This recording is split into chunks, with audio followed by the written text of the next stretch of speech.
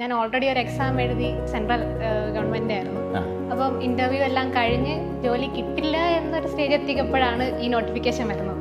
അപ്പോൾ എനിക്ക് ഇത് ഇനി എനിക്കിത് കിട്ടിയേ പറ്റൂ എന്നൊരു സ്റ്റേജിലാണ് എത്തിയിരുന്നു. അപ്പോൾ അതിന് വേണ്ടിയിട്ട് പ്രയത്നിച്ചു തന്നെയാണ്. പിന്നെ ക്ലാസ്സിൽ ക്വസ്റ്റ്യൻ ഡിസ്കസ് ചെയ്യുന്നതും ഒക്കെ ഹെൽപ്ഫുൾ ആയിരുന്നു. അത് സാറിന്റെ ക്ലാസ്സിൽ തന്നെ ഇപ്പോൾ സ്റ്റേറ്റ്മെന്റ് ടൈപ്പ് ക്വസ്റ്റ്യൻസ് ഒക്കെ പറഞ്ഞിരുന്നു. അതെ അതെ. എക്സാമിന് പോയപ്പോഴും കുറെ ക്വസ്റ്റ്യൻസ് സ്റ്റേറ്റ്മെന്റ് ടൈപ്പ് തന്നെ ആയിരുന്നു.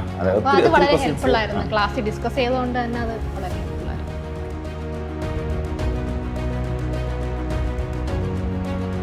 Food safety officer success story series സഹകാരി റേസ് ബസ് കണ്ടിന്യൂ ചെയ്യാണ്. ഇന്നിപ്പോൾ നമ്മൾ എത്തി നിൽക്കുന്നത് വളരെ സ്പെഷ്യലായിട്ടുള്ള ഒരു റാങ്ക് ഹോൾഡറാണ് നമ്മുടെ ശ്രീദേവി. ആലപ്പുഴ സ്വദേശിയാണ്. 7ാം റാങ്ക് ഹോൾഡറാണ് ശ്രീദേവി. അപ്പോൾ ശ്രീദേവിയുടെ പഠന വിശേഷങ്ങളാണ് നമ്മൾ ചോദിച്ചറിയാൻ പോകുന്നത്.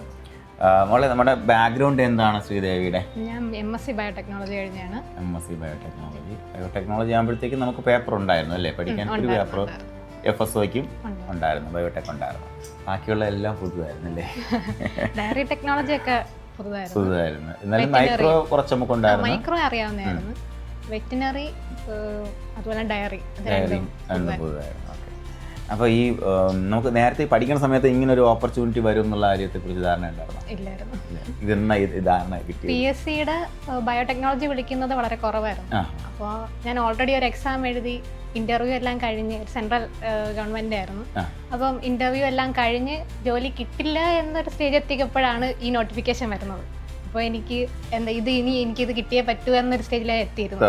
അപ്പോൾ അതിന് വേണ്ടിയിട്ട് പ്രയത്നിച്ചു തന്നെയാണ് ഇതിലേക്ക്. Very good. അപ്പോൾ നമുക്ക് നമ്മൾ ഇത്തരത്തിൽ ഒരു തുടക്കത്തിനെ ഒന്ന് സമ്മറൈസ് ചെയ്യാമോ? എങ്ങനെയാണ് പഠിച്ചു തുടങ്ങിയത്? ഞാൻ സഹകാരിയിൽ കാണുന്നത് യൂട്യൂബിലൊരു ഡെമോ ക്ലാസ് വഴിയായിരുന്നു. ക്ലാസ്സുകൾ വളരെ നല്ലതായിട്ട് എനിക്ക് തോന്നിയിരുന്നു. അങ്ങനെയാണ് ഞാൻ അവിടെ അഡ്മിഷൻ എടുത്തത്. ക്ലാസ്സുകൾ കണ്ടപ്പോൾ വളരെ നല്ലതായിരുന്നു. നമുക്ക് പഠിക്കാനുള്ള എല്ലാ കാര്യങ്ങളും. ക്രാഷിലല്ലേ ലാസ്റ്റ് 3 months ആണ് ജോയിൻ ചെയ്തത്. ആ സമയമായപ്പോഴത്തേക്ക് ഓൾമോസ്റ്റ് കുറെ എല്ലാം കവർ ചെയ്തിരുന്നു. അപ്പൊ നമുക്ക് ആ സമയത്ത് ടൈം ടേബിൾ ആയിരുന്നു. പക്ഷേ നമുക്ക് ആ സമയത്ത് കുറച്ച് ഇതുണ്ടായിരുന്നു. ക്രാഷ് വരുമ്പോൾ എപ്പോഴും നമുക്ക് റെസ്ട്രിക്ഷൻസ് കുറയും. അപ്പോൾ ആ സമയത്ത് നല്ല റഷ് ഉണ്ടായിരുന്നു. നല്ല അത്യാവശ്യം 400ഓളം വീഡിയോ സെഷൻസ് ഉണ്ടായിരുന്നു. അപ്പോൾ ഡെയിലി ഞാനൊരു 7-8 മണിക്കൂറൊക്കെ പഠിക്കുമായിരുന്നു. ഞാൻ എങ്ങനെയെങ്കിലും ആ നിങ്ങളുടെ ടൈം ടേബിളിനൊപ്പം എത്താൻ വേണ്ടിയിട്ടുള്ള ശ്രമം ഉണ്ടായിരുന്നു. അപ്പോൾ ഡെയിലി 10 മണിക്കൂറൊക്കെ എന്തായാലും പഠിക്കുമായിരുന്നു. ഓക്കെ. അപ്പോൾ അതൊരു ഔട്ട്സ്റ്റാൻഡിങ് എഫേർട്ടാണ്. കാര്യം അതാണ് എനിക്ക് സംശയം തോന്നി. കാര്യം ക്രാഷിൽ വന്നതിന് ശേഷം നമുക്ക് ആ ഒരു എക്സലൻസിലേക്ക് എത്തുക എന്ന് പറയുമ്പോഴത്തേക്ക് അത്രയും എഫേർട്ട് ഇട്ടാലേ പറ്റുള്ളൂ. കാര്യം ക്രാഷ് വരുമ്പോഴത്തേക്ക് വേറെ ഒന്നുമല്ല, കണ്ടന്റ് ഒന്നും കുറയുന്നില്ല, ക്ലാസ്സിൻ്റെ എണ്ണം കൂടുതലാവുന്നതാണ്. ഓരോ ദിവസവും നമ്മൾ അസൈൻ ചെയ്ത് തരുന്ന ക്ലാസ്സിൻ്റെ എണ്ണം കൂടുതലായിരിക്കും.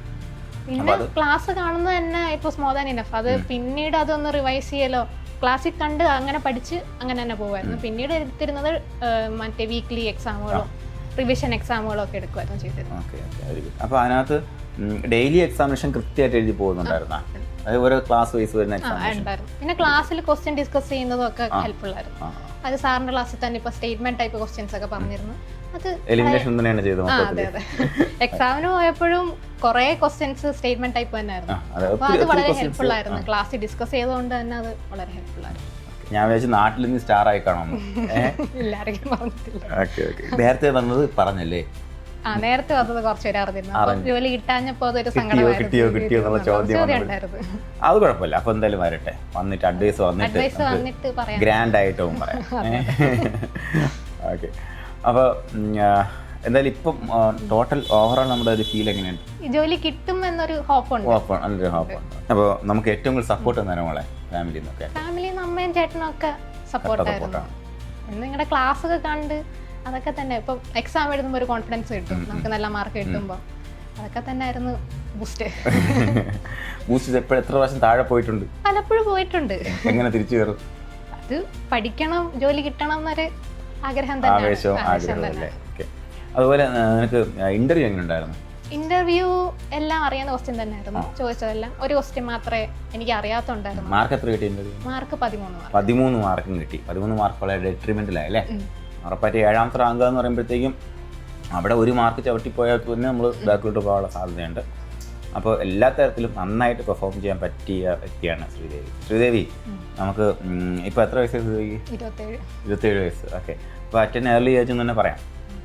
നമുക്ക് ഫുഡ് സേഫ്റ്റി ഓഫീസർ എന്നുള്ള ഒരു വളരെ റെക്കഗ്നൈസ്ഡ് ആയിട്ടുള്ള ഒരു പോസ്റ്റിലേക്ക് എത്താം. അപ്പോൾ നമുക്ക് സെൽഫ് സഫിഷ്യൻ്റ് ആകാൻ വേണ്ടി നിൽക്കുന്ന ഒരുപാട് ഉദ്യോഗാർത്ഥികളുണ്ട്. ഇനിയിപ്പോൾ CFS ഒക്കെ പഠിക്കുന്ന ആൾക്കാരുണ്ട്. അപ്പോൾ അവർക്ക് വേണ്ടി എന്ത് മെസ്സേജാണ് നമുക്ക് കൊടുക്കാനുള്ളത്? പഠിക്കാനാണെങ്കിൽ സ്വകാര്യയിലെ കോഴ്സ് എടുക്കാം. ഇവർ തരുന്ന ടൈം ടേബിളും ക്ലാസ്സുകളും തന്നെ നിങ്ങൾക്ക് ധാരാളമായിരിക്കും. ക്ലാസ്സുകൾ കണ്ട് അത് റിവൈസ് ചെയ്ത് ടെസ്റ്റ് സീരീസ് എടുത്ത് റിവൈസ് ചെയ്യുന്നതിനാണ് ഏറ്റവും ഇമ്പോർട്ടൻ്റ് ആയിട്ടുള്ള കാര്യം. റിവൈസ് ചെയ്ത് ആ പഠിച്ച കാര്യങ്ങൾ കുറച്ചുകൂടെ മനസ്സിലേക്ക് ഉറപ്പിച്ച് എക്സാം എഴുതിയാൽ മതി. അതൊക്കെ തന്നെ ധാരാളമാണ്. ഒരിക്കും. ഓക്കെ. അപ്പോൾ എല്ലാ കൂട്ടുകാർക്കും വിജയാശംസ നേരുകയാണ്. Thank you.